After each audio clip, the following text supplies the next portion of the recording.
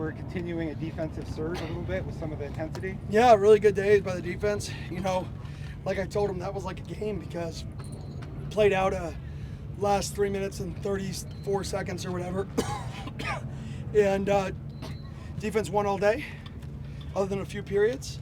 And then the last drive, 2-minute drill to end the game, we jump off sides, give the team a fade, catch the ball, lose the game.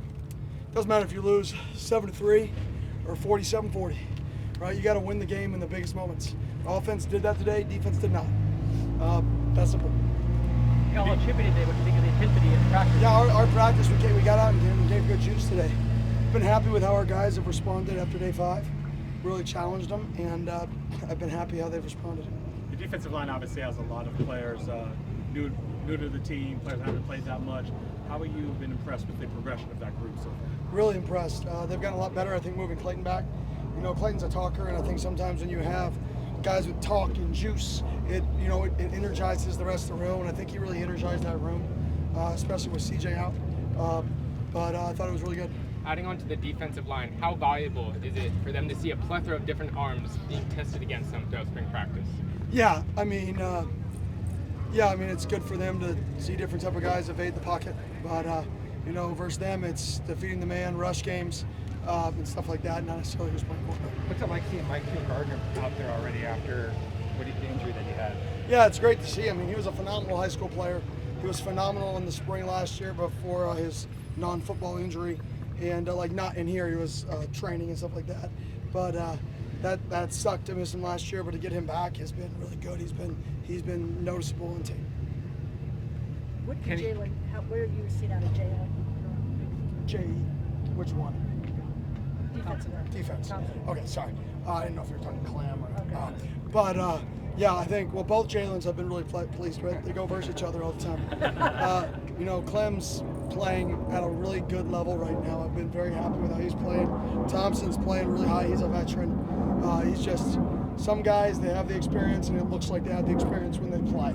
Like, it's not the first time they've seen a screen. It's not the first time they've seen a big play action on 3rd and short. Like, they just know how to play football. And JT definitely plays like he knows how to play football, like he's played a lot of snaps, which he has. You mentioned Clayton's a talker, but how do you feel, to this point now of spring more, obviously the defense being installed, but just the communication defensively has been? Yeah, I think there's times where it's not good and then times where it's good. I mean, to be honest, I think some guys have done a really good job vocalizing it. Speak of Clayton. Hi, Clayton. I said you were a talker, just so you know. Of course you do.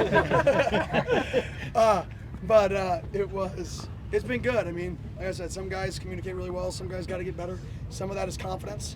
Volume is confidence. So if you're saying something loud and you're wrong, usually it's because you thought you were right. Like you were so confident you were right.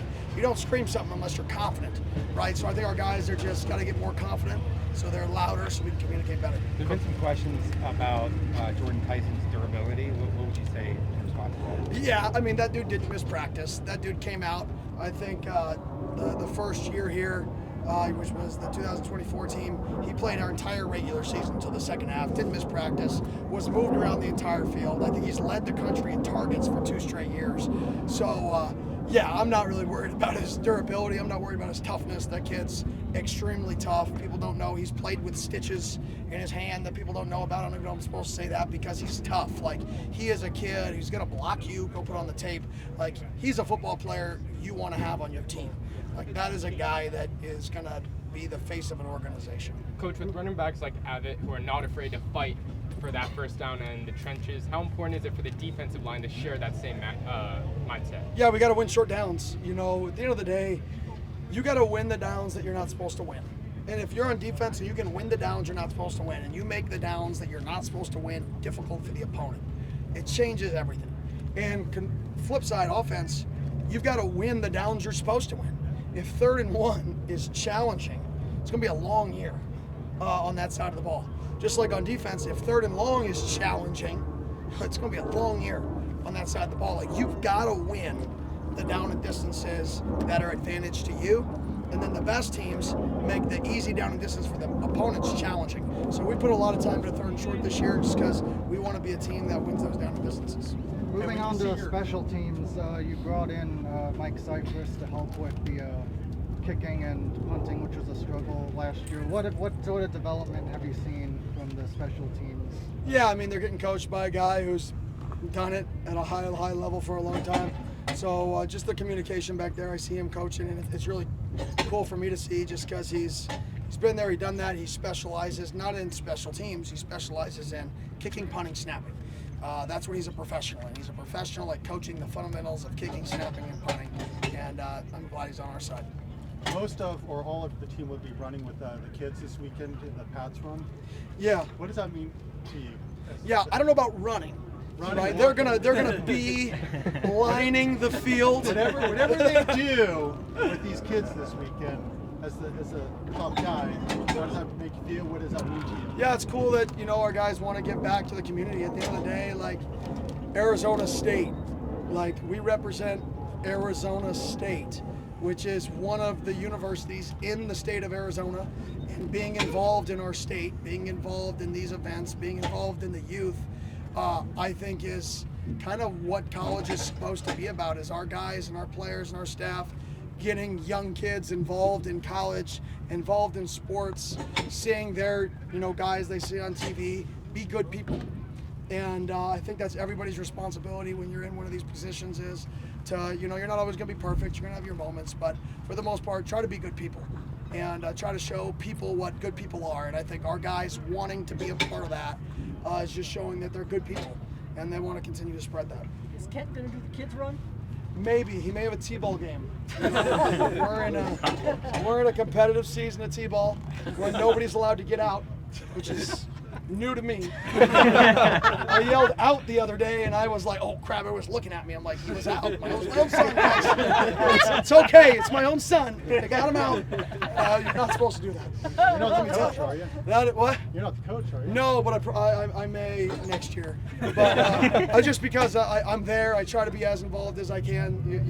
You only get these opportunities in their life a certain amount of time. So whatever it takes, the staff's going to be there for me if I have to leave and go do something with my family, and they have the same thing. If they need to leave and go do something with their family, I want to be involved in that. That's not something that, if we talk about family in our program, but we're not present in our own families, right, then we're not really, it's all a fake, right? We got to be present in our own families' lives. We got to lead by example. If we want these kids on our team to be good fathers, we got to be good fathers. And so I'm around as much as I can. So we'll find out. I don't know what time the T-ball game is, but we'll be 20 to 25 minutes early. We'll be getting some BP. A bunch of players have gone bowling lately. How do you think the competition there off the field translates on the field? You want competitive people. I think you recruit people who love to compete, who love competitiveness. I say there's two types of people. There's people who watch videos, there's people who play chess.com, or they play one of these weird online games on their phone. Give me the dude that at least plays the online game. Is that going to be the deciding factor in a recruitment? No.